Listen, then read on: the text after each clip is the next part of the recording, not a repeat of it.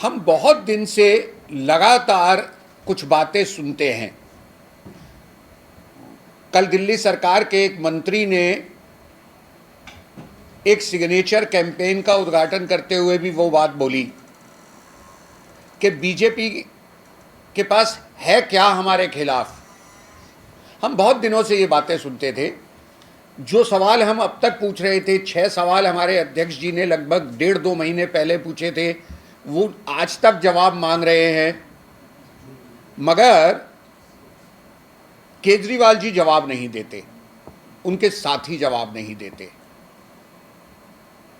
आज हमारे अध्यक्ष श्री वीरेंद्र सचदेवा जी और मेरे वरिष्ठ प्रवक्ता और साथी हरीश खुराना जी कुछ नए सवाल अरविंद केजरीवाल जी से रखेंगे।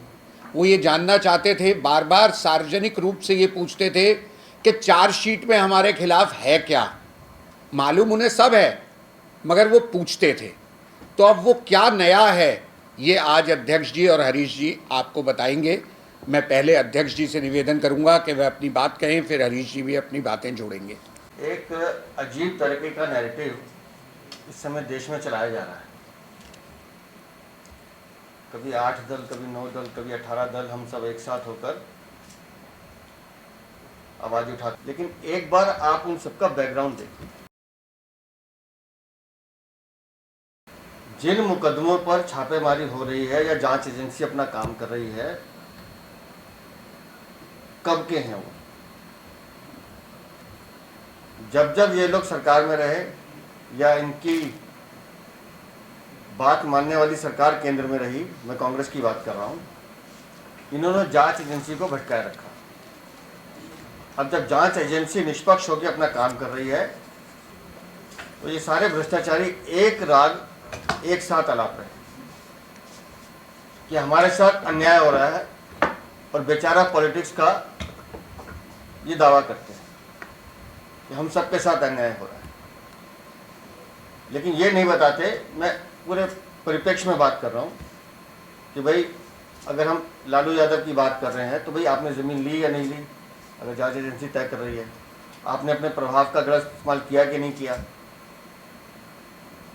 अब हम दिल्ली की बात करें, जिसका जिक्र प्रवीण जी ने किया कि अरविंद केजरीवाल किसी भी बात का जवाब नहीं देते। वो जब भी आएंगे वो अपने जो दोनों दागी मंत्री हैं उनके बारे में गुणगान करेंगे और चले जाएंगे, लेकिन हमारे सवालों का जवाब नहीं देते। आज 3-4 बातें हैं जो ईडी की चार्जशीट में सामने आई हैं, पब्लिक डोमेन में है। हम सिर्फ उनसे उन्हीं बातों पे बात कर रहे हैं। आबकारी नीति को लेकर जो टेक्निकल कमेटी बनी थी, उसका पहला सुझाव यह था कि होलसेल बिजनेस को सरकार अपने हाथ में रखे। अब अरविंद केजरीवाल बता दें कि उन्होंने ये होलसेल बिजनेस प्राइवेट हाथों में क्यों दिया। वो बार बार कहते हैं कि हमारा कोई लेना देना नहीं है, तो उसका एक कारण बता दें कि भाई जब टेक्निकल कमेटी जो आपकी एडवाइजरी कमेटी थी, उसने एक सलाह दी आपको कि होलसेल बिजनेस सरकार के हाथ में रहना चाहिए, आपने प्राइवेट हाथों में क्यों दिया। उस कमेटी की रिकमेंडेशन ये थी कि अगर आपको परसेंटेज बढ़ानी है तो आप मैक्सिमम 5% कीजिए।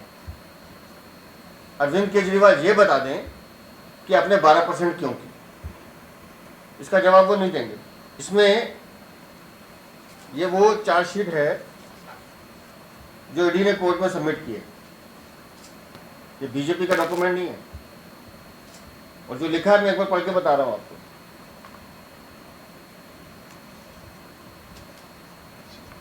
सी अरविंद जो माननीय मुख्यमंत्री के पीए थे, पीएस अधिकारी हैं बहुत बड़े, उन्होंने अपनी स्टेटमेंट में लिखा है, one day around mid of March 2021 deputy CM called him to the residence of chief minister Shri Arvind Kejriwal. मैं फिर इसको दोहरा रहा हूं, one day around mid of March 2021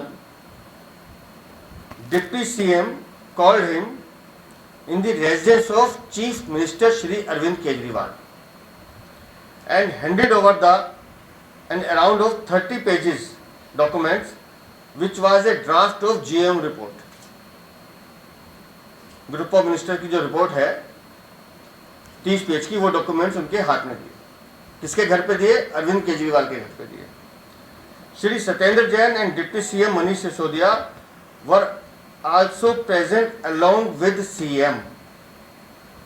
मुख्यमंत्री भी वहां मौजूद थे अपने घर में, सत्येंद्र जैन भी मौजूद थे और मनीष सिसोदिया भी मौजूद थे।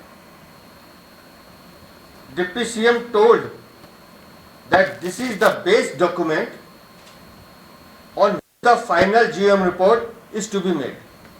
ये बेस डॉक्यूमेंट है और इसके बिहाफ पर आपको अपनी पूरी रिपोर्ट तैयार करनी है।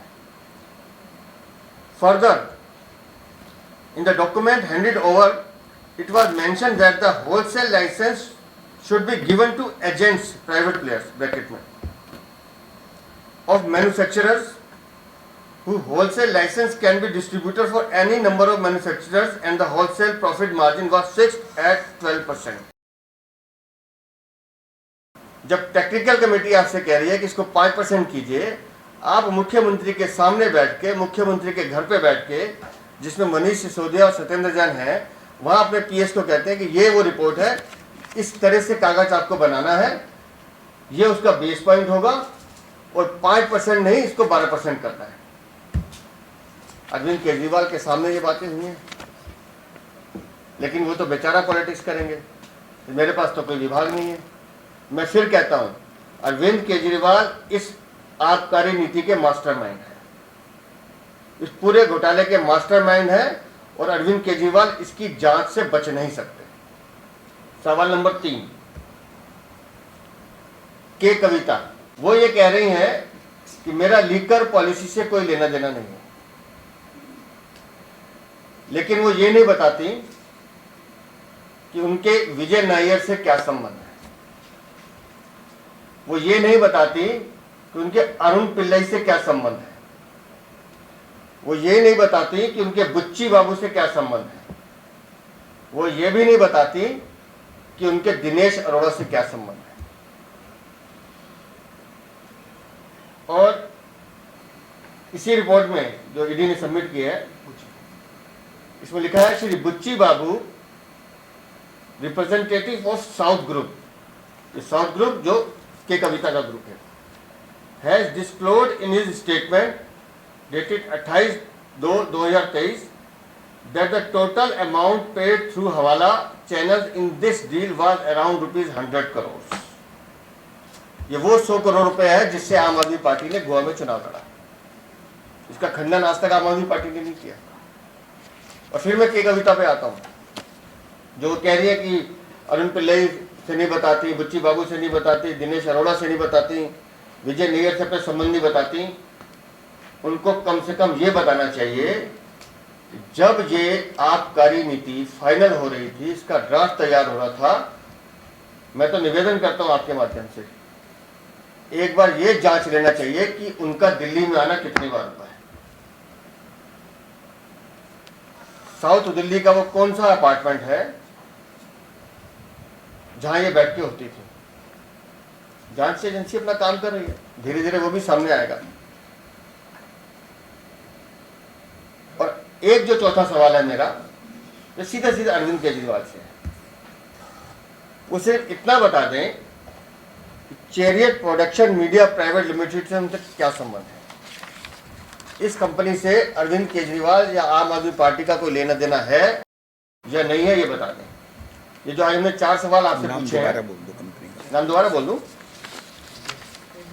Chariot productions media private limited, chariot CHARIOT, इस कंपनी से उनके क्या संबंध है। जिस दिन वो बता देंगे उसी दिन सारा खेल आपकी समझ में आ जाएगा। लेकिन अरविंद केजरीवाल या उनको कोई भी प्रवक्ता इस बारे में बोलेगा नहीं।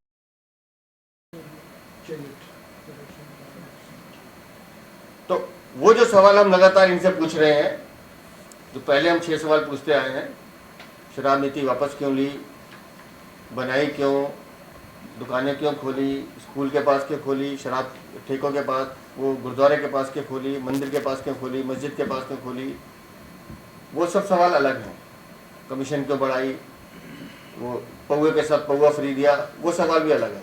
तो जो आज 4 सवाल पूछे हैं, मैं बड़ी विनम्रता के साथ अरविंद केजरीवाल जी से कहूँगा कि कृपा करके इन 4 सवालों का जवाब दे दें। और आज मैं फिर आप सबके माध्यम से उनको कह रहा हूँ कि आप सच को कितना भी छुपाने की कोशिश कीजिए, श्रीमान केजरीवाल जी, शराब घोटाला आपने किया है, आपकी सहमति से हुआ है, आपकी स्वीकृति से हुआ है, आप इससे बच नहीं सकते, आपको ये जिम्मेदारी उठनी ही होगी। ये मेरा सीधा सीधा उन पर कहना है। हरीश जी इसमें कुछ और चीज़ें जोड़ने चाहते हैं, मैं हरीश जी से भी निवेदन करूंगा अपनी बात रखें। अभी अध्यक्ष जी ने बताया कि किस प्रकार से अरविंद केजरीवाल के संबंध या सीधा सीधा इसके अंदर लिकर गेट के अंदर इन्वॉल्वमेंट है। ये हम नहीं कह रहे, भारतीय जनता पार्टी नहीं कह रही, श्री अरविंद जो पीएस है उनकी स्टेटमेंट से ईडी के डॉक्यूमेंट में जाहिर होता है। ये कहानी यहां नहीं रुक रही मित्रों, ये कहानी एक कदम और आगे आती है और इनके एक और नेता, और मैं नाम ले रहा हूं, श्री संजय सिंह का नाम भी ईडी की जांच के अंदर आगे आया है। ये जांच से इस ईडी के डॉक्यूमेंट से पता लगता है। दिनेश अरोड़ा, जो सब लोग अब परिचित हो चुके इस नाम से, और अरविंद केजरीवाल के तो सपने में मुझे लगता है कि दिनेश अरोड़ा जी आते होंगे, जो अप्रूवर बन चुके हैं। उन्होंने अपनी स्टेटमेंट में कहा, और मैं कोट अनकोट कर रहा हूं इस स्टेटमेंट को, कोई भारतीय जनता पार्टी अपनी तरफ से कोई बात नहीं कर रही। के अंदर दिनेश अरोड़ा ने अपनी स्टेटमेंट में कहा, and quote unquote, in 2020 he got a call from Sanjay Singh that the Delhi elections are coming in and the AAP party is in need of funds and he should seek funding from other restaurants for the same. He spoke to many restaurants in this matter and we planned an event. एक event plan होता है जिसमें fund raise होता है, जिसमें restaurants को बुलाया जाता है। उन रेस्टोरेंट्स की डिमांड होती है कि जो रेस्टोरेंट का जो टाइमिंग है, जो इस लिकर पॉलिसी के अंदर होना चाहिए, वो 3 बजे तक करा जाए। और जैसा हम सबको मालूम है कि संजय सिंह के कहने के बाद इस लिकर पॉलिसी के अंदर, और जो वो कह रहे हैं कि पैसे लिए गए, ये मैं नहीं कह रहा कि पैसे फंड रेज करके दिया गया, उन लोगों को रिश्वत दी गई, संजय सिंह और अरविंद केजरीवाल को रिश्वत दी गई, क्योंकि उस फंड रेजिंग उसमें अरविंद केजरीवाल भी जाते हैं। और काम क्या कराया जाता है इस लिकर पॉलिसी के अंदर कि दिल्ली के रेस्टोरेंट्स की टाइमिंग 3 बजे तक होनी चाहिए, ये लिकर पॉलिसी में ऐड होता है। तो सीधा सीधा केस बनता है, बेनिफिट का सीधा सीधा केस बनता है कि आपने पैसे लेके उनका काम करवाया, इसलिए रिश्वत है। अगर इसके अंदर नाम आ रहा है संजय सिंह का और अरविंद केजरीवाल जी का, क्या इसकी जांच नहीं होनी चाहिए? क्या इसके बारे में अरविंद केजरीवाल या संजय सिंह को स्पष्टीकरण नहीं देना चाहिए? क्या जनता ये सवाल ना पूछे? और जनता ये जब सवाल पूछती है तो आप चले जाते हैं शिक्षा नीति पे। हम बात करते हैं 144 करोड़ के बारे में, अभी मैं उस पर भी आ रहा हूं, तो ये चले जाते हैं बेचारा पॉलिटिक्स, हम तो बेचारे हैं जी। जनता सीधा सीधा जवाब मांग रही है कि दिनेश अरोड़ा के रेस्टोरेंट, अनप्लग रेस्टोरेंट के अंदर आपने फंड रेजिंग करी और वहां डिमांड आई कि 3 बजे तक रेस्टोरेंट होने चाहिए, क्लब्स होने चाहिए, और वो आपने बात अपने लिकर पॉलिसी के अंदर रखी।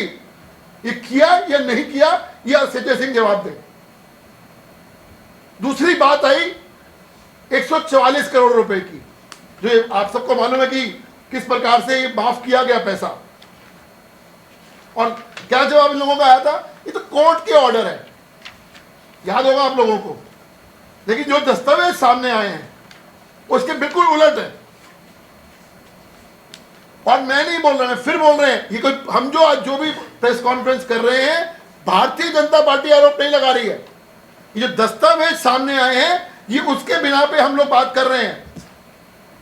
और 144 करोड़ का जिन्होंने झूठ बोला था कि हाई कोर्ट के कहने पे हम लोगों ने ये इन लोगों को माफ किया, जबकि सच्चाई ये है कि Manish Sisodia directly, and I quote, suo moto granted the COVID waiver by Manish Sisodia when the department had opposed the same. Department मना कर रहा है, डिपार्टमेंट कह रहा है 144 करोड़ रुपए का वेवर कोविड का नहीं दीजिए, अपने रिटर्न डॉक्यूमेंट में दे रहा है।